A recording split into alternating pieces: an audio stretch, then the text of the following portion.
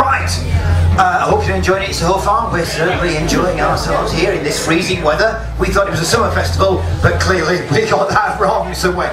Let's give a big round of applause, please, for Kate, Andrea, Boo!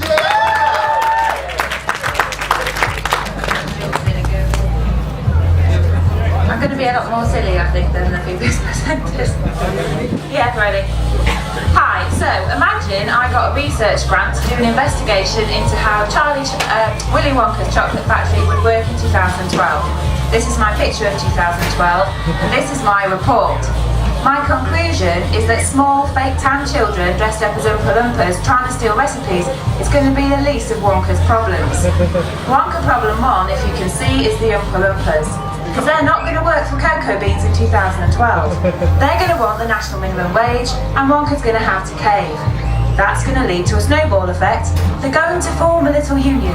They're going to demand more pay, holidays, and tiny little company cars that you get from the early learning centre and pedal with your feet. Their strike songs will be awesome. Problem number 2. Statistically speaking, Willy Wonka's going to be facing a number of discrimination claims. First, from the Oompa Loompas themselves, who feel they're being disadvantaged because they're orange and from Loompaland. Second, from unknown individuals who feel they can't apply for a job in the factory because they're not orange or from Loompaland, but they might be from Essex. Problem number 3, the pound is falling in strength against the rupee, and all the dairy farmers have gone on strike. That means that Willy Wonka's raw ingredients are getting more expensive and he wants to put up his prices. But he can't, because he's getting screwed so hard by Tesco and Groupon that he can't do it. Problem number 3. Half of Willy Wonka's buying public are on a diet. They're trying to achieve size 0 and they're not eating chocolate anymore. But the other half are comfort eating in bulk, so that probably will even things up a little bit. And then there's problem 5, and this is the big one. Health and safety. The health and safety executive will close Wonka down. Just think about the personal injury claims those kids could bring. My first example is Violet Beauregard. She swelled up like a berry and turned blue. You're looking at compensation for loss of mobility, post-traumatic stress, and the cost of round clothes because you can't get past a size 16 in Topshop. I think you're probably looking at £1 million. My second example is Mike TV. They shrank him to 6 inches tall. How is he going to get a girlfriend now? Even Barbie's 11 inches tall, well 11 and a half because she's always on the tiptoes, isn't she?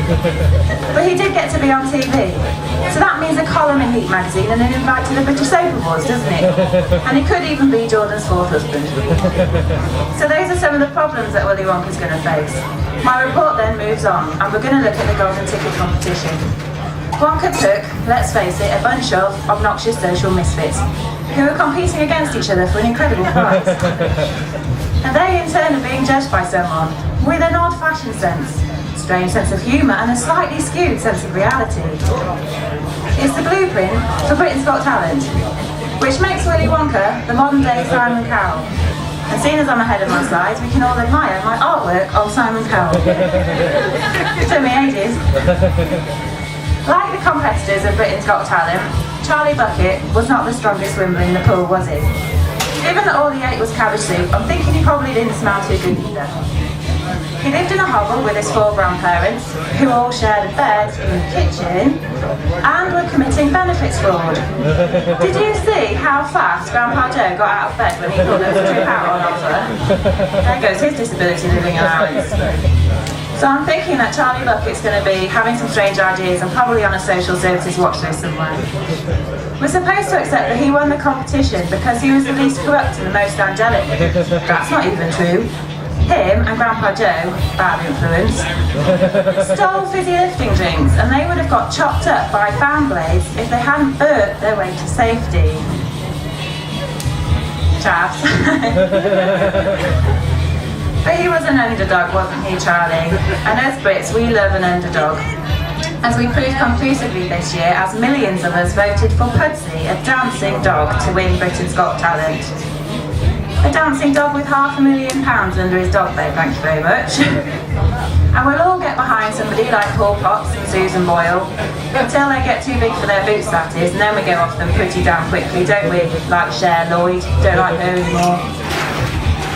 So what are my conclusions then? Well, conclusion 1, the chocolate factory is not going to work in 2012. Willy Wonka's going to go bust.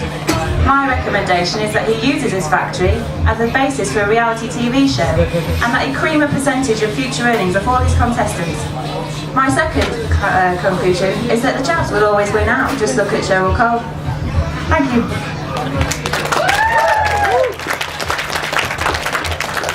Hey Boo, thank you very much. Good.